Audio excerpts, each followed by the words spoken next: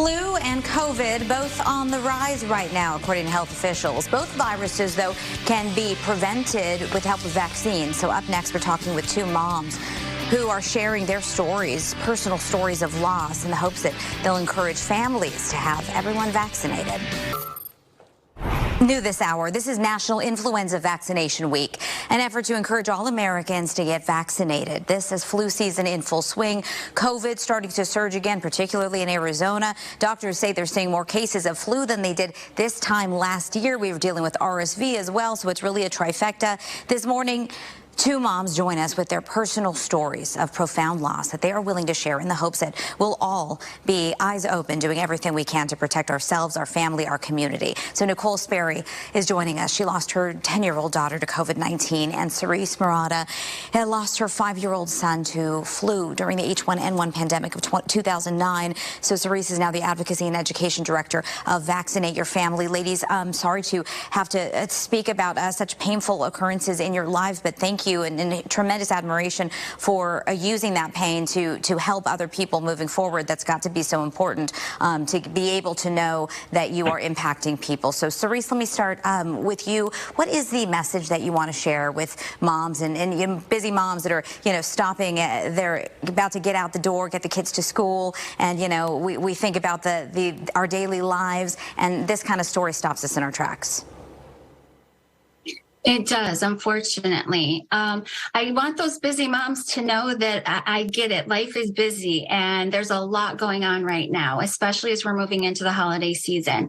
But in light of the flu season that we are experiencing right now, it has started early. It is severe. There are elevated flu activity across the U.S., including in Arizona.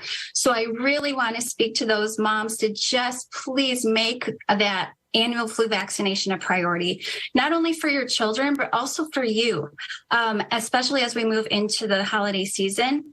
It takes our bodies about 2 weeks to build up that protection we need.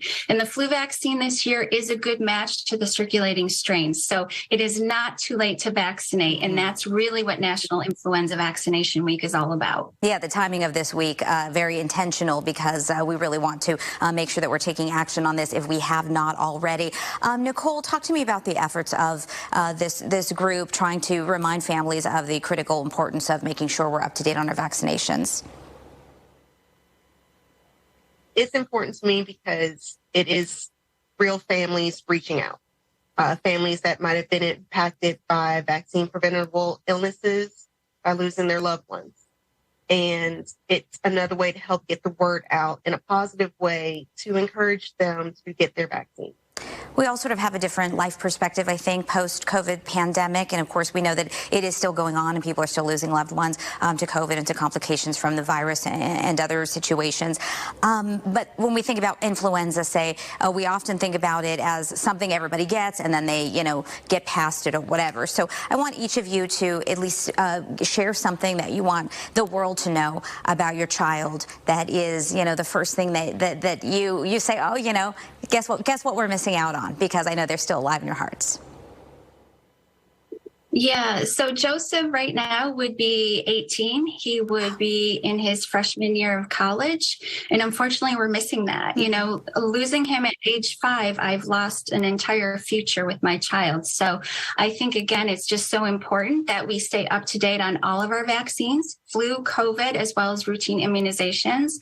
And at vaccinateyourfamily.org/learn, you can figure out how to help protect your family. Mm-hmm.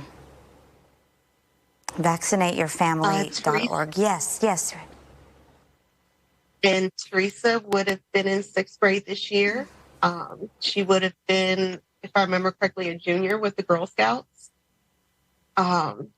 She was looking forward to doing a lot of things, and she loved to dance and sing and draw, and she had plans to move to New York when she graduated high school with one of her best friends.